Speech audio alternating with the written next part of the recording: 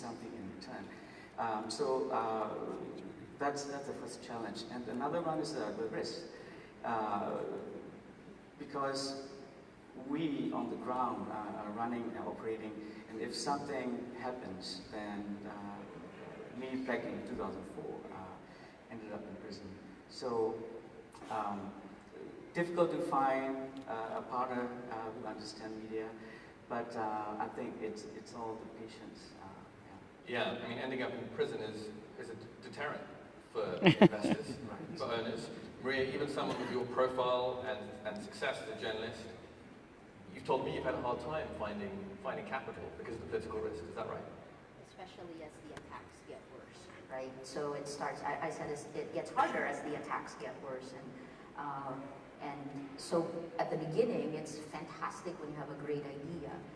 It's kind of like the values of it, right? It's great when it's not tested, but when you get tested is when it matters. And always advertisers will be the first to drop, right? After the advertisers, it'll be anyone who could potentially get a case filed against them. Because what we're seeing increasingly in governments around the world is they will attack the business. And it is far easier to intimidate the business, the people who run the business, than it is to intimidate the journalist. Sorry for the people who run the business. But, you know, we have to, this is a time that requires courage if you believe in freedom of expression and freedom of the press. And I haven't really seen that yet from advertisers, so please nudge the advertisers. But then beyond that, also, our internal battles. We have internal battles because everyone feels the pressure. And I think if a business person was making the calls the journalists were making, those calls would be different. And that's also why you need to have a journalist involved in these things that have such wide impact, not just in your own country, but in other parts around the world. It would be the same for a tech company, by the way. If a journalist were making some of those calls to the tech companies, it would be a different world, right? So Nienke, you are an investor and you support a lot of journalism organizations through grants and for-profit investments. How do you ensure that journalists have the kind of independence that Maria is suggesting they need? So I think that, so should I tell you a little bit about, Please. Tell everybody a little bit about what we do and who we are. Thank you first of all for having us. I'm so glad that there is a panel on media ownership because it's something that's rarely spoken about and yet it's so incredibly relevant and pressingly so. So the Democratie and Media Foundation started in 1944 during the Second World War. It was founded by the founders of an illegal newspaper during that same war. And they started this foundation to be the sole owner of that newspaper after the war ended. And they did so because they came with sort of, well, this is my interpretation of what they did, but they came up with sort of three very important reasons why the Nazi regime had got such a grip on Dutch society: political apathy, silo thinking or filter bubbles, and commercial ownership of media. And they realized that in order to be a responsible media owner, you need to put journalism first and commercial interests second. And they can go hand in hand. But journalism first, commercial interest second. And so, fast forward to 2019, the Democratie and Media Foundation does own shares in the Correspondent, as you mentioned, and in the largest Dutch media company called the Persgroep. And the way in which we safeguard the interests of the journalists there is by having a priority share. So we don't own the majority of the shares, and we're not equipped to make day-to-day business decisions. So I think that's a really good idea that we don't. But we do own a priority share or a golden share, which gives us certain rights, and those rights are mostly veto rights. So if the editorial freedom of the journalists were to be compromised, we would be able to veto any decision that would sort of pave the way for that. We would be able to veto any selling of the shares of any of these newspapers or closing of any of these newspapers. So that sums it up somewhat. Okay. And so have you seen instances of investors, other than yourself, of course, having undue influence on the kind of coverage that their portfolio organizations put out? Well, not necessarily in the Netherlands, although even in the Netherlands, which, as you just mentioned before we started this panel, is pretty high up on press freedom list, which I'm happy about. We did drop a little, but I'm sure some of you have dropped further. And I'm sorry about that. No, but you do see that. So a lot of funders are willing to fund sort of journalism projects that are more about content, rather than support a media company. And when you do that, you're already sort of pushing the journalism spectrum. And then those same funders will sometimes say, if you're going to go that direction, I won't be able to support you anymore because my board won't allow it. Now this is a very complicated sort of tightrope for journalists because they want their work funded and they might not get the funding if they don't get the support, but they don't want it to be influenced by funders. So that sort of happens. But to take it more broadly in Europe, so I'm not sure if all of you are aware of an organisation called the Media Development Investment Fund. Two of their representatives are in the room today, Patrice Schneider and Peter Whitehead. We support them. We've supported them for 15 years, I think. And they support media in countries where press freedom is under pressure, and they want to also do that in Europe. They recently, together with Mariusz Dragomir, came up with a report on media capture, which sort of sums up very neatly how, in, for example, the Czech Republic and in Hungary, vested interests, so state actors together with private actors have slowly but steadily, and sometimes less slowly, taken over control of media outlets to the extent that there is hardly any independent journalism left in those countries. So this is a very real thing that we shouldn't be naive about. Yeah, Sonny, we've talked before about the Chinese influence in Myanmar and the dangers to independent journalism there. Could you talk us through what influence you're seeing on the media ecosystem there? Yes, to give you a bit of context, the economy in Myanmar's economy is quite slow at the depression mode at this point. And when the economy goes slow, the first thing business people do is cut advertising budget. And so media landscape in Myanmar, especially on the ad revenue, it's really suffering. At this point, you know, everyone is looking for the sustainability. So either you change your model or you look for the grant. With the rise of China and part of BRI, they become very, I would say, aggressive in terms of coming into... You can be honest with us, Sonny. Yeah, coming into local media and basically, you know, behind the curtain funding or paying for so-called editorial and pretty much running their propaganda or press releases. And also inviting journalists to China and showing, touring around, showing around, and basically asking to write about the positive thing about BRI. And do you think journalists are doing that? Has there been a take-up? Yes, I think so, yes. I mean, not everyone, but some would definitely fall for that. And I myself, recently, someone approached my editor-in-chief, basically asking whether we need grant or investment. If we're interested, they can connect us to the Chinese embassy or the government. So, so there is a risk because everyone is so desperate for survival and fun, and I think there is a high risk for that. And a lot of digital medias are popping up, some totally funded by the Chinese government. Ray, you've been nodding your head. Where have you seen ownership impact coverage, and what's the impact that you think your investors, albeit mission aligned ones, have had on your success or the attacks you've had as an organization? So let me quickly jump off of what Sonny said with China and Russia. It's very interesting because it's the first time in maybe 33 years that we've gotten invitations to go to both Russia and China a little bit earlier. They were a little bit earlier in the game. And our state media, for example, has announced it's working with Sputnik and RT. And when we did a story on their photo inside the Sputnik office, they took it down. So there's something slightly. So there's that, and then the invitations of into China, which is okay, right? We need to understand some of these things. But the DDoS attacks, technical attacks, this is not okay. And smaller independent media in the Philippines have been DDoS attacked and taken down. This would be Bulatlat, Alter Media. They have actually worked with a European company that to be able to pinpoint exactly where those attacks are coming from. It comes from a company that is Filipino but connected to China. And they filed a case against it. So that's another way of control, right? But in terms, sorry, Nishant, in terms of your question, which is how are we controlled? Well, like with the large international news groups,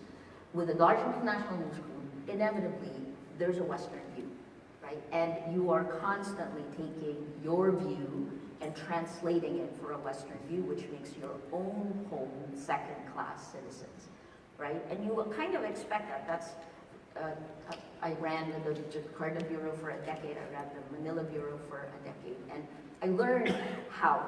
This is probably why I can communicate well with you also. I know where the West is. I grew up there. But then the second part is, after you do that, you fight for a place at the table. You then tell your story. The second thing is coming home. Then you're dealing with the things that huge news groups are dealing with, which is advertisers who want to control. They will go to the business people, and then you're dealing with shareholders, profit. I spent the 6 years I was with ABS-CBN. My first 2 years were standards and ethics, reorganization, all that stuff. But the next 4 years was about P&L. Not as much fun for a journalist, but critically important, right? And then advertisers will try to tell you, hey, do this, do this, do this. And then I think, again, as a journalist, it's very easy to make those calls if you have a standards and ethics manual. But in countries in Southeast Asia, it's drawing these lines that sometimes are seen as against our culture. And that's tough to understand, but I think we should be doing more of that. And then finally, with Rappler, the reason we created Rappler is because in the end, learning how to raise money, learning how to be sustainable as a business, I think every journalist has to do that. Whether you're a reporter or whether you are an editor. And there are ways to do it where you protect the mission of journalism, because that is critically important, even more important today than ever. But letting business make that call without the public sphere, I think journalists make calls all the time that is bad for business. I've made a lot of them. But we do it because it is our mission. So everyone tries to control you. Everyone, right? And your job is to say, here's our standards and ethics manual. This is what is good. Our job, it's very simple. Private and public sector, we hold them accountable to the public. And we have these sets of standards and ethics. Yeah, so, you talked about your investors before, Maria, being values aligned. I forgot that part of you. No. Yes, our investors. We're not part of the everyone, of course. Yeah. Those investors are values aligned. That's yep. terrific that you found a group that is such a way. But ultimately, many of the legal attacks on you were on the basis that you had some sort of foreign control. Sure. Oh. Was that just an excuse, or was it inevitable that you would be attacked if you were this successful? No, I think it's an excuse. That's why I say this is ridiculous. So, I mean, if in terms of investment, we put it up on our site. I'll tweet it and show you how we're broken up. But there were 4 or 5 of us who started our seed fund. And one of the key things that was there from the beginning, I mean, it's not as if we popped out of nowhere. We're hard-hitting investigative journalists, and some of them were afraid, and we had that chat early on before we put the money in. And that's why we had a shareholders agreement. And then everyone has a different risk appetite. And these are my closest friends. We were at that point in our 40s. We had worked for multinational companies. We were coming home. And even as we've come under attack, we've been able to negotiate. It starts personally and it becomes organizational. Beyond that, in 2015, I decided that I wanted a global imprimatur. And I wanted to grow in Southeast Asia, so it was Indonesia. We established our Jakarta Bureau in 2015, and I went to 2. I decided I wanted strategic investors, one for journalism, and one for civic engagement and tech. And that's the reason, if you don't know this yet, of course, Omidyar Network was one of our investors. They invested $1.5 million in Rappler in 2015 under constitutional PDRs, Philippine Depositary Receipts, like ADRs. and North-based media. A reporter, we were reporters together in Jakarta at that point, Marcus Broccoli, Sasha Vucinic, and Stuart Carl, former CEO of Reuters. So I wanted the best advice. Journalists, civil society, and tech, merged them together. When the Duterte administration started trying to control us, I don't think they really know how to talk to us. That's the other thing. Other governments do come behind the scenes, right? And you can kind of push back against them, but at a certain point you play or you get trampled. We didn't really get to that point. They just, because they knew our reputation, and what they did is they just, they astroturfed us on social media, attacked us, tried to intimidate us. Those are state-sponsored online exponential attacks, or proxies of state. And then after that, they went into the documents. Omidyar Network, and we have 150 They found Article 12.2.2 with a comma in the wrong place, and that's where everything began. Those are my cases. So, do you think these attacks could have been prevented? What advice do you have to other journalists who might be in the same position? What advice do you have for Sonny, who is doing hard-hitting investigative journalism in a similarly difficult environment? You can't anticipate infinite attacks. And the advice I have is steel yourself. It's the same thing we tell ourselves in Rappler. We're preparing for the worst. We prepare for the worst and hope for the best. I love Sonny. When I realized I could be facing more than 60 years in jail, he was one of the first people I called because he spent 8.5 years in jail, right? And I said, would you do it? Can I say this? Okay. Would you do it again? Would you do this again? Or would you buckle? And we were having drinks. You have to have this over drinks. It got intense. He said, yes, there are always costs. So, advice is going to be tough. I don't think it's going to take 10 to 20 years if we work really hard right now. I want it done in 5 years. We have to find a sustainable business model for news. If you're going to do hard-hitting investigative journalism, you prepare. It's in your gut. You're going to have to face it. You're going to have to work with people who have courage, and you're going to have to be prepared to both defend and continue doing your jobs. I've thought about this a lot in the last 3 years. Team. Get the best team in place. You have to trust the people you work with. Thank you, Maria. That's great advice for journalists and media enterprises. Nienke, when we think about advice for investors, there aren't very many investors in media. There's us, and then, for-profit-wise, there's the Media Development Investment Fund and North-Based Media. I really don't know many others. So there's clearly something there's political risk and other risks that are deterring those investors. What advice do you have for them at this time? So I think we clearly need more investors in media and journalism, and you and I fully agree on that. In fact, when you invited me to come here, there were 3 reasons for me to accept the invitation. The first one was you asked me to come, and I'm not dependent on you in any way, but I respect you very much, and thank you for that. The other one is I'm completely starstruck by these 2 people on my left, and to be on a panel with them is such an honor. Thank you for being here. And the third one is that I get to talk to all of you about the necessity to invest in media and journalism in the near future, and to really properly invest in media and journalism. And as I think this panel discussion has sort of been revealing, that's not an easy job. So I think there was a tendency before to look at investing in digital-first kind of media companies in the same way as that VC capital looks at investing in tech companies. You do a small investment and it grows exponentially and you make a huge exit. That's not investing in journalism and media. Right now it isn't. It might at some point become that way, but right now it's not. Geopolitical conditions don't allow it. But if you value democracy, also in Europe, also in this country, also in the Netherlands, if you value democracy, you need to realize that it cannot function without journalism. Journalism, as you wrote in your op-ed in The Guardian, is the lifeline of democracy.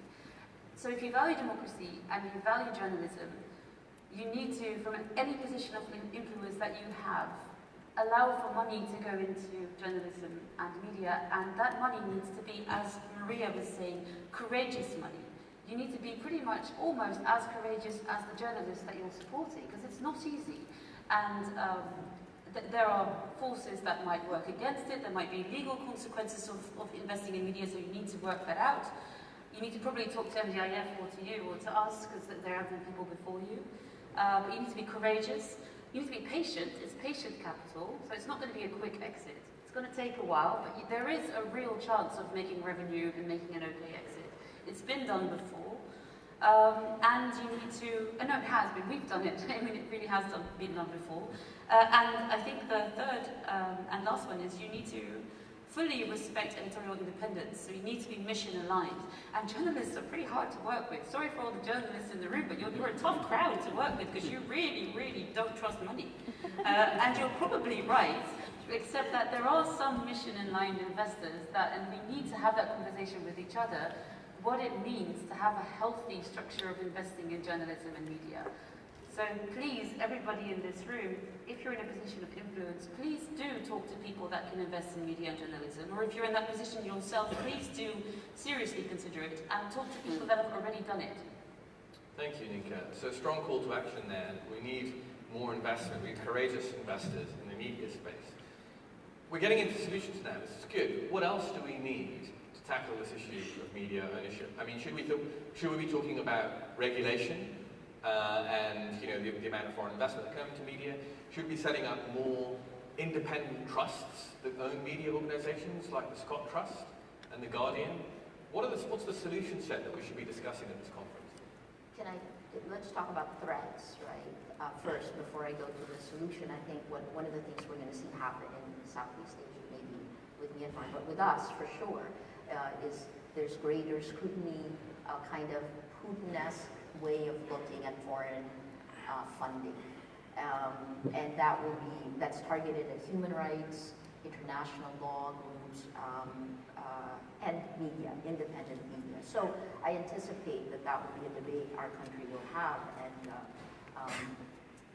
it may lead to legislation, given that we have our most powerful president ever. He controls the executive. In the May midterm elections, it is the first time since 1938 that no opposition senator got one of 12 senatorial seats that were up for grabs. So he also can effectively control the legislative. Supermajority is the key word. And then the last part is within 3 years' time, he'll have appointed 13 or 15 Supreme Court justices. You guys worry about 1 or 2. We worry about 13 out of 15. So we're going to fight, and we keep fighting. What's the solution? I think it's technology. I think it is what I've been doing, and thank you to so many of you in this room who let me speak and are probably so tired of me. It's shine the light. That's what we have to keep doing. The panel before this talked about collaboration. I think that's critical. I think that we have to look at the good instead of the bad. We can take apart all of the things that have happened, but then pivot it forward. And I say this, right, because we have no choice. We are where we are today.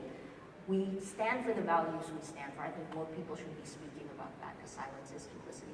But then the last chunk of it is, please let us work together. In the Philippines, we're trying to get all the news groups to align. The reporters have no problem collaborating, right? So, and then in Southeast Asia, this is part of what we're trying to do. We just announced and then beyond Southeast Asia, Rappler just announced last night a partnership with the Investigative Journal that just launched, and this gives us the ability to do deep investigative journalism and work cross-country, cross-border. OCCRP is doing a lot of this stuff, a lot of the other groups here. I think we need to do much more of that. The last point is content. When you invest in just content, you are doing exactly what the tech companies are doing. You are atomizing meaning. Part of our problem, the reason the business model is dead is, we've been broken down. We build trust and credibility, and that media brand has been broken down to page views and clicks.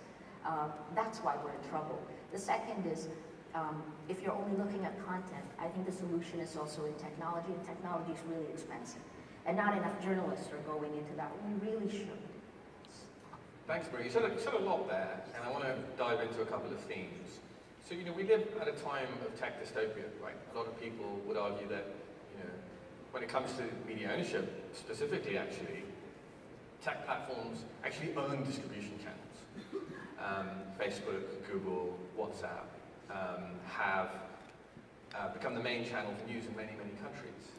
And that's resulted in problems of disinformation, that's resulted in problems of trust, of economic troubles for journalism organizations. So when you say technology is the solution, can you talk a little bit more about what your vision is for using technology specifically to improve journalism? Sure. So part of it is tech took away our distribution power, but they didn't take the responsibility that goes with that, which is the gatekeeping powers of news groups. And part of the reason that democracies are in trouble in many instances is people can't because lies laced with anger and hate spread faster, are distributed faster than really boring facts. We've always known facts are boring, right? And that's why we become really good storytellers, so that we put sugar around the vegetable. So we can't leave the tech platforms to make that judgment call alone. We need to continue to push them to take the gatekeeping role, because they can't take the money without the responsibility. That's one. Two, I think that in terms of a global solution for disinformation, there's a ton of data of takedowns of disinformation networks, Russian disinformation networks, Iranian networks. They're in Facebook, Google, but they don't put it all together, and it's far from transparent. If we can make that transparent and then hook it up with with what we know in our countries, and then see that link, then we can hold those countries, the geopolitical players, as well as the ones doing it for gain, like Cambridge Analytica, where they will take what they've learned for geopolitical power and go and say to every election, I can make you win, and then gain more money, right? So we need to stop the impunity at that level. And then the last chunk of that is every news group, I think, needs to think about distribution and community. Rapplers, I don't know how we stumbled onto this, but in 2012, our elevator pitch for investors is, we build communities of action, because that's what the technology enables. And the food we feed our communities of action is journalism, really good journalism, right? So how do we do that technology-wise? I mean, the other thing is maybe we can collaborate together in finding that, because no one can read Facebook. This is why I work with Facebook, with YouTube, with Google, with Twitter. I don't think we have a choice. Nishant has said this, that the genie is out of the bottle, but how it will evolve from here now, we have a role to play in that. And the journalists, the standards and ethics manual of journalists, we need to let tech understand how they need to protect the public sphere. Unlike others, I'm not demonizing them, because I already have done that for a long time. I push publicly, but I think part of our problem is that the worst consequences are in the global south.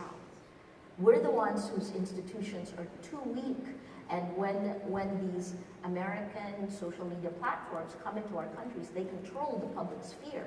So for us, it's death, it's violence, it's really destruction. And that's why our democracies get rolled back. I put it back to tech as the accelerant in this. So what do? I always say this, if you've heard me say it before, please. Education is truly long-term. Media literacy is medium-term. But in the short term, it is tech, journalists, government maybe, but I testified in a joint Canadian and British government inquiry where it was the most sophisticated, but I worry that they may do the wrong things. Sonny, do you agree with Maria on this? I couldn't agree with you more on this, and also especially for Myanmar. Yeah, what's been the impact of technology on media ownership? Big time, huge, because the difference with, why Myanmar is so unique, because government basically, privatized the tech sector, telcos in 2012, 2013. That's the same time Ministry of Information grant private daily newspapers. So when the technology rise, private media hasn't been deeply rooted treated like United States or Europe. So that's one point we are suffering. A lot of people said leapfrog is great, but the thing is that it comes with the package, right? For a country like Myanmar, Facebook is the internet. And they tend to believe what they read on the Facebook. And so media literacy, digital literacy, and also this is for the consumer audience as well as the government. Because the government cannot keep up with the technology, right, in terms of regulations or understanding. For instance, in Myanmar, a lot of people think that press freedom is for the press people. Media freedom is for the people in the media industry. Right? So we have to really educate whenever we have chance that press freedom is for every living creature on earth. Right? That's how sometimes can be difficult in Myanmar to operate. Yeah. And there have been reports since the Reuters journalists were released in Myanmar that press freedom is on the rise and things are rosier than they were. Is that true, or is that just one case? We are now, I think, world ranking is about 138. If we are talking about 3 years' time, we're going backwards.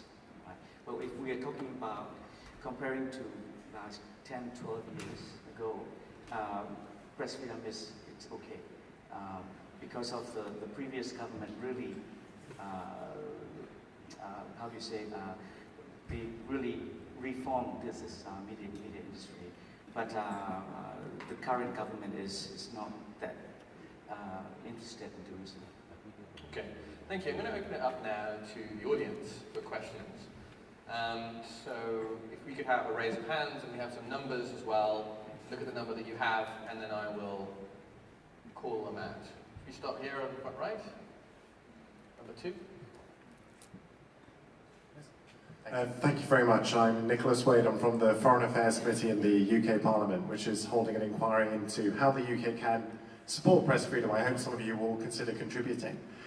Maria said very wisely, whoever has economic control has editorial control. As you try and get foreign funding, whether it's the private sector or donors or governments, to help contribute to media abroad, how are you going to prevent that being thrown back at you? And how are you going to prevent the inevitable nationalist narrative and the ease with which politicians and publics all around the world can distrust the foreigner? How, as you take that money, are you going to inoculate yourself against the charge, you can't trust these people, they're backed by foreigners? Maria and Sonny, you can both take a crack at that if you like. Maria, why don't you start? Yeah, fantastic question. Thank you for asking that. Number one is, first, please understand the gap between cultures of a Western audience, a Western group where we know that, notice, I'm going to put myself in both worlds, where we know that independence is possible, right? That you negotiate for independence, that you put your foot down and say no. Then you go to our cultures, where the power distance index is so large that very few people will challenge authority. And the few who do challenge authority still have an implicit assumption that they will bow to authority, right? So that's kind of a given in the Philippines, even though we have a veneer of, we were America's only colony for 50 years. We have a veneer of westernization, and that is part of what the disinformation, what the propaganda uses against us. Because I definitely, maybe I'm very Western, I say no, and then I push them back, and Rappler is something that we controlled and built, right? The journalists with me in Rappler are fiercely independent. The woman who is now heading our investigative arm, her name's Chai Opilenya, she wrote the book on media corruption. This is the other thing about our founders. We have long track records. And when I was trying to hire her, she was doing standards and ethics and training for the large media company I was running. She refused to become an employee because she wanted control, right? So control is very important to us. So we have decades of track records behind that. In terms of foreign funding, I think this is going to be continue to be a trend globally where that will be used against both human rights organizations and media organizations. And that's part of the reason we should be speaking about how to also deal with that. I will come out blasted, I mean, in my own country, because I can prove where every single centavo or every single dollar went, right? But why is it important to take foreign money, to take international investors? Because the only way you can grow in this day and age is to be able to do technology. And technology requires more investments than a news group can do. And even a news group, so I'll end with this last part, which is, you know, I'm really, really proud that despite the fact that we've been under attack for almost 3 years now, we haven't gone back to an investor to actually, we're living on our own dime. We're paying our salaries. Rappler, you're watching, and you know how we did it? Something that a commercial news group probably wouldn't do. The founders and our core managers decided we volunteered 10 to 20% pay cuts first. So this was when we saw the cases coming. And then after that, we raised the salary of our people who were really in the front lines. I'm not on the front lines, I'm not there. Like our very young 26-year-old reporter, Pia Renada, she's the one who faces off with President Duterte. He's there and she's here, and she stands up and asks the questions. We raise their salaries. And, you know, I have the Press Freedom Defense Fund is helping us, this Committee to Protect Journalists, they're helping us raise a legal defense fund. I'm still building for the future. There, you know, and that's tech. And that's a little bit more expensive than paying our monthly fees. Anyway, sorry, I think that's a fantastic question. I think we're gonna have to fight it. I think we have to prove it. And the only way to do that is to be transparent. Sonny, how are you going to inoculate against the grant that we've just given you? My publication was about to, it was almost shut down, killed, full for about 2-3 times. And like Maria, I took 75% of pay cut. And the thing is that when someone wants to give you a grant or offer you help, and my case especially, I always check what is the intention behind this. And we clearly draw the line. If the intention is good for the pure sustainability of the publication, then the first thing I would always ask for is the editorial independence, not to interfere with our editorial freedom. And the risk is that, you know, I never get a lot of grants because I'm very picky choosing these organizations.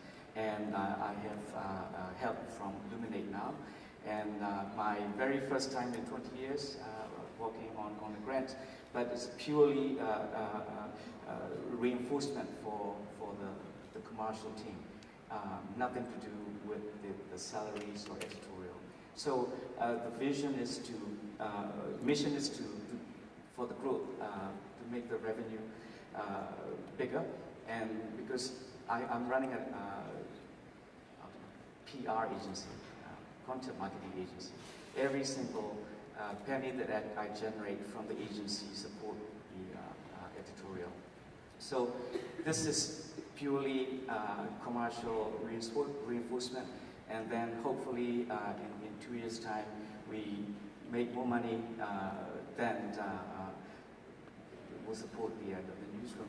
And to give you another example, like sometimes, you know, people just show up and it's very hard to believe because like, hey, I have this much money now, can you take it? And then, you know, sounds so too good to be true, but at the end of the day, they say, I want to be a politician and can you protect me? So that sort of deal, you just forget about it. I think Nienke has something to add as well. Yeah, I think that as investors, and particularly if you're coming from governance, I mean, it's really good that you asked this question, that it's really important to be aware of the risk of the people that are on the receiving end of your grants. And I think one of the ways in which we can deal with this is by supporting firewall organizations that are in the middle rather than having a direct link from a foreign government to a news outlet in a different country. So if you would support a firewall organization, which some already exist, I mentioned the MDIF, there's others, I think, or if we would create an international fund, as that's something that you mentioned before, which has not only very clear and transparent sort of governance policy on how to invest, but which also really and truly understands what journalists need, so that speak the same language. This might also be a very good way of investing in journalism. Thanks, Nienke. So we'll go to the next question. Yes, here on the right. Thanks very much. Ezra Levant from Canada. Mr. Lalwani, I enjoyed your anecdote about Rupert Murdoch and his octopus-like influence. Yeah. An octopus only has 8 legs. So. But how do you square that with the fact that you work for Pierre Omidyar, a billionaire media tycoon who's very partisan? He has stakes in The Intercept, in The Bulwark, and they're great reads, but holy cow, is he ever biased? And you're interviewing companies that basically he owns. The reason she got in trouble is because you were a foreign owner and the SEC in the Philippines said you can't do that. So I want to know how you square being the front man for a left-wing Rupert Murdoch, and frankly, how did you manage to direct a non-partisan government conference with the UK and Canada? I mean, really, you're just a mirror image of Rupert Murdoch. You seem like a nice guy, but I wouldn't trust a conference that Rupert Murdoch architected. Why should we trust anything run by your billionaire tycoon paymaster, who I'm sure is a nice guy, but no one here is not on your payroll, and I think you've shaped a lot of this commentary to support your boss's desires. It's weird to me. Okay, so why don't we clear up a few facts? So first of all, no one here is on the payroll. We don't take any... No, so we gave some money to Rappler in 2015. Can I respond to this one? Yeah, Because sure. this one, so I'll pick that one up because I'm going to use you as a proxy for President Duterte. So, number one, let me just talk. No, but I'm just telling you because I think this kind of simplification is dangerous. It makes all of us vulnerable. Number one, the SEC, we're not foreign owned. I started a startup. I took investors in it. They can all have 10 million views and they can come from rainbow colors. I don't much care. I have parameters for these investors. Those parameters give a shareholders agreement that makes us, actually me, the one in control, puts me in control. They invest knowing that. The SEC disagrees with you. Actually it does, because we're actually winning. The Court of Appeals has moved forward, right? Omidyar gave up his stock. Now, but let me finish, because I certainly let you have your time, right? So let me have my time. So the next thing there is, after, let's take a look at how much. Let's look at the full range of investments. There's maybe about $4.5 million that went into Rappler. Only $4.5 million. Only. And we've been able, that's 7 years of actually being able to do hard-hitting investigative reporting. Of that, probably less than 5% was Omidyar network. And frankly, what I needed, he's not my boss. I'll give you to him. But you attacked me, right? You challenge something that is important to us. If you could please let Maria respond. Will you respond too? I will respond. You'll As soon respond. as my panelists have. I'm very happy to respond. Is that why you were? If you stop interrupting, let's go quicker. Yeah. So I'll just lay it in the end. We're an independent news group. Omidyar Network had less than 5% of the shares in Rappler, which was full Filipino-owned. Every investment that was made ran through a big four. Our auditor was KPMG. We had the law firm that actually created Philippine Depository Receipts. You have to give me that because you can't let a statement like that lie, because that can be picked up and send me to jail, right? That's the difference between your world and mine. I'm very careful about my words and factual. Sorry, please. Thank you.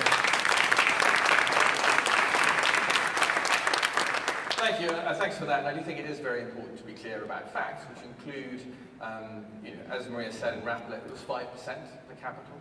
We don't own majority stakes in any single media company. The Pierre has no say in the investments that we make in our media companies. We do that as a team at an independent level. We have no editorial input whatsoever in any of the media companies that we fund, and if you don't believe me, you can just ask them. I mean, Maria's just verified that. But there's lots of other grantees of ours here. And lastly, I think we're able to support this conference, this bipartisan conference, because we're a credible investor in media, and we have been for 10 years. We've supported investigations at the ICIJ, who did the Panama Papers, OCCRP, who did the Danske Bank anti-money laundering scandal. And so our independence is proven over a long period, and we hope that continues. Can we have the next question, please? Yes, at the back, thank you. Thank you. My name is Mary from the Association for Media Owners in South Sudan. Thank you for having this discussion. And when I look into our context, it's actually very different because you are talking about big corporate media houses and donor support, whether internal or external. But in our case, we are struggling with small-scale businesses and also controlled by the government with a lot of censorship.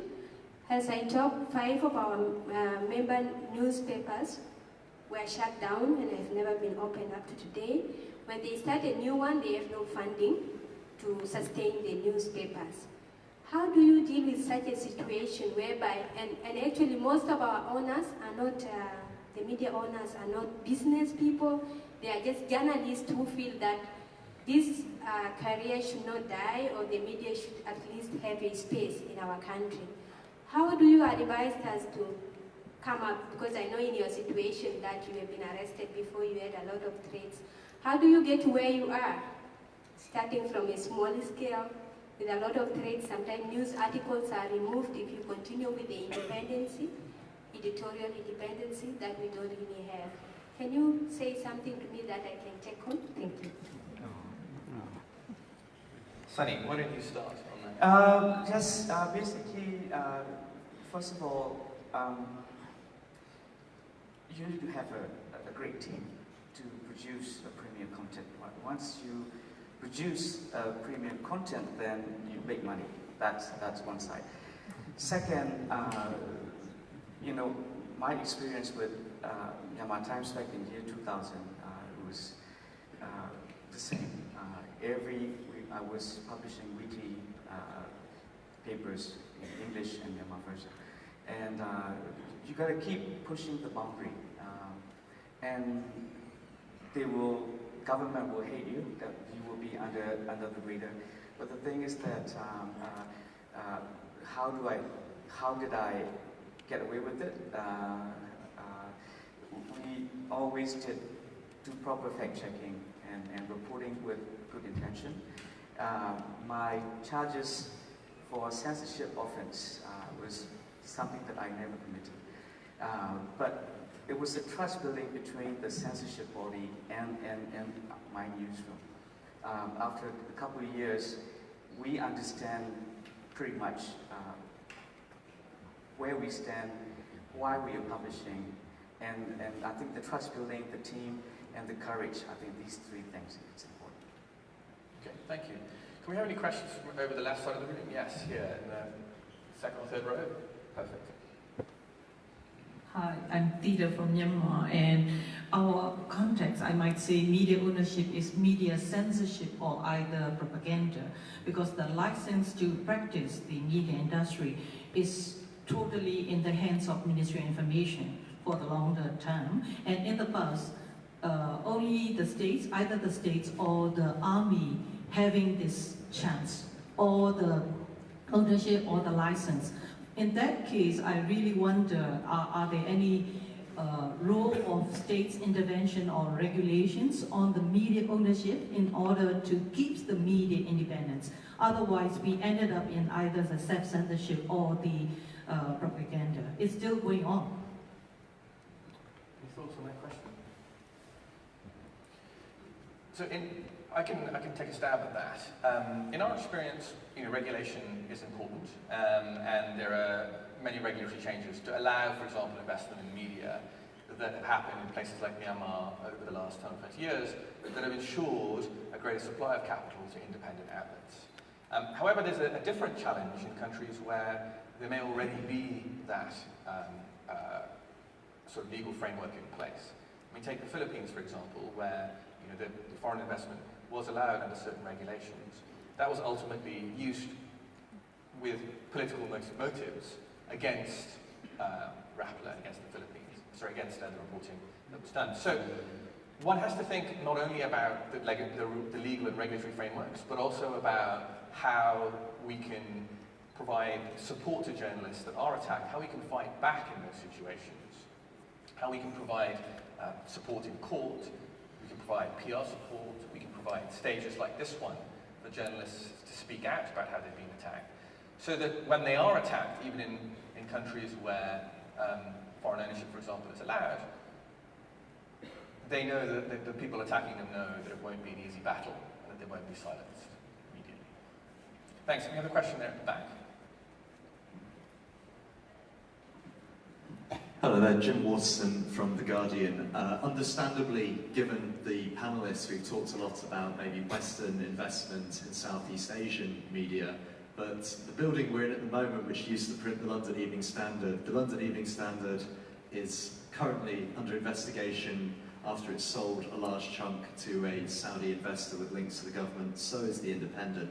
I was wondering whether the panellists had any advice for Western outlets that are struggling, who are thinking of taking state investment to keep themselves afloat. Nienke? Absolutely.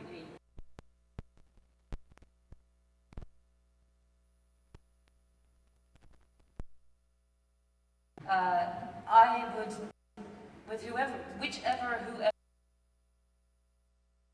investor you would attract, make very, very clear agreements on what it means to have them as an investor. So I would make sure that there's, what we've done when we invested in a company in the Netherlands and then we had to leave a media company, was we created a small foundation, and that foundation then received a golden share within the company. So that this foundation has the veto rights that we also have in the media company that we own. Now, this is something you could do on your own. You don't need us, or you don't need any investor for that. Make sure that there's somebody there in the shareholders agreement that protects your interests as journalists and that protects your independence as journalists. Thank you. We're going to have one final question, and we'll have the lady at the back there. Thank you. Thank you. Oh, you might need to use a mic, sorry. Thank you. Hello, my name is Snežana Milivojević and I'm from the University of Belgrade, Serbia. And I just wanted to switch the geographical focus a little bit. I have two problems with the major statement that media ownership is media independence, and the second statement that technology is the solution. I would like to take a step back to the old media world and 30 years ago, when the democratic transition in Central and Eastern Europe started. Those were the two founding myths. It turned out that they were myths, because what we are seeing now is a destroyed media environment 30 years later, and the horrible democratic deficit and backlash from Hungary to Turkey in all the countries. And my question is, why is media independence coming with such a high price if technology is the solution? And how come we ended up with captured media and a very novel historical situation where political powers and economic powers are joining together to crash or at least suppress media freedom? And what does that mean for the next phase, which is not just technologically based? Thank you. Thank you. So, Maria, I'd like to put this to you. Obviously, technology has had a huge impact on the way that we consume media, on the media that we get, and how it's funded or not funded. What's your vision for how technology should be used in journalism in the future? So I think first, the context of the question is fantastic, and let's make sure we're on the same context. I think that there's always been a movement for populism globally, especially in an increasingly complex world. Our democracies, we want somebody, it's so difficult that we don't want to think, and we want somebody to make those decisions for us. So that was starting, let's say, like 2012 to 2014.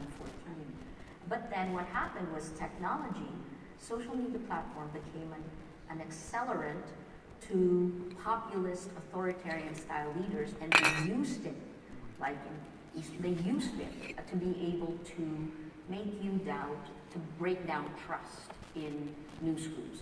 Part of the reason is there's this perfect storm where our business models as independent news groups have been cratered because the advertising model is essentially dead, and in many of our countries, 80 to 90% of the advertising revenues are going to the same social media and tech platforms that are being used to attack us.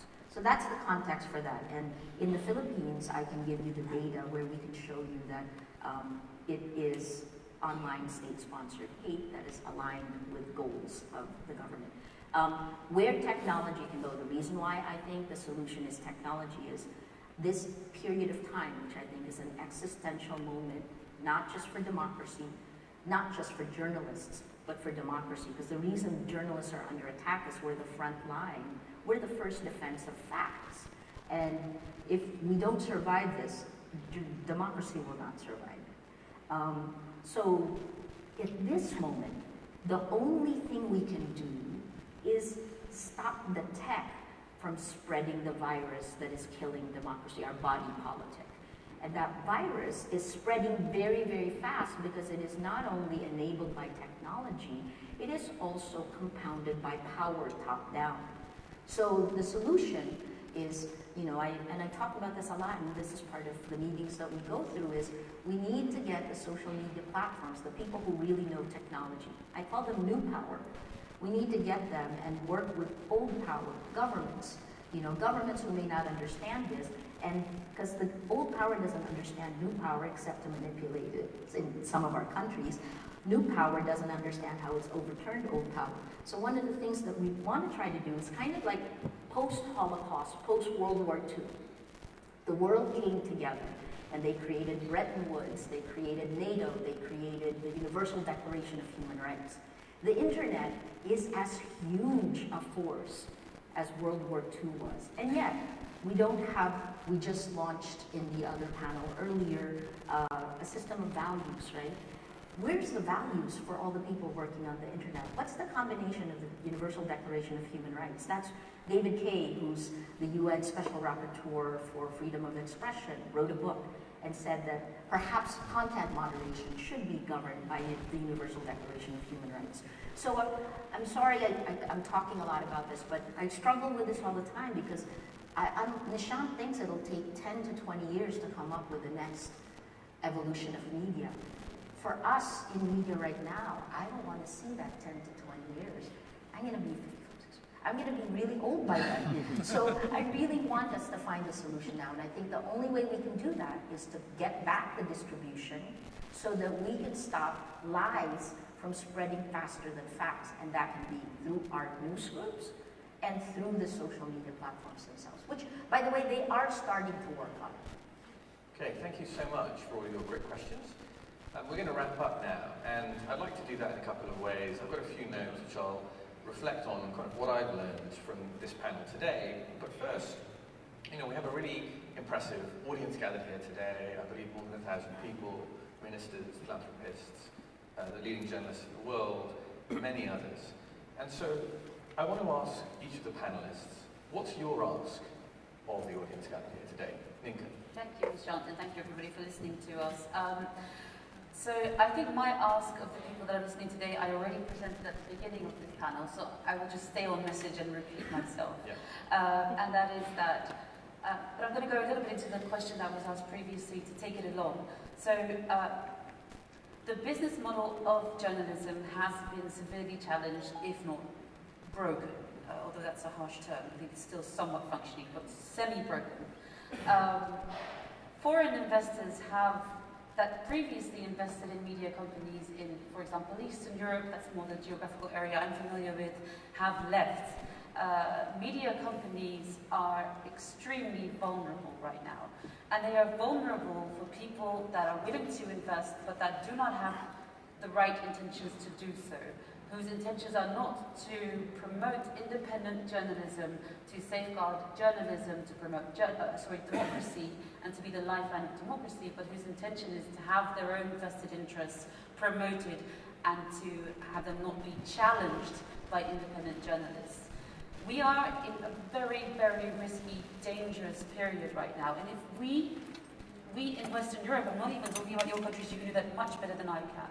But if we in Western Europe do not stand up to this challenge, we will not see our democracies thrive or maybe even survive over the next 10 to 20 years.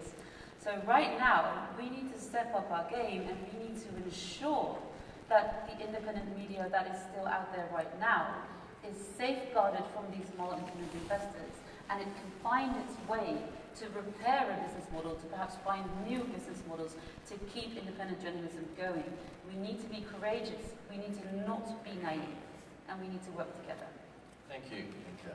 Very strong call to action. Sonny, what's your ask to the audience? My ask will be especially to Myanmar government and investors, authorities, collaboration and the trust, because that would be the thing. Because at this point, there is kind of a misunderstanding between the government and the journalists and the media that I think the trust is missing. Collaboration is missing. So yeah, mine will be collaboration and trust. Thank you. And Maria, what's your ask of everyone here today? I think three things. You got to see the world with fresh eyes. It's fundamentally changed, and while I really long for the old world, it's gone. And we need to look at what it is today, and when you look at it fresh, I think that's where we begin to find the solution. Two, this is creative destruction.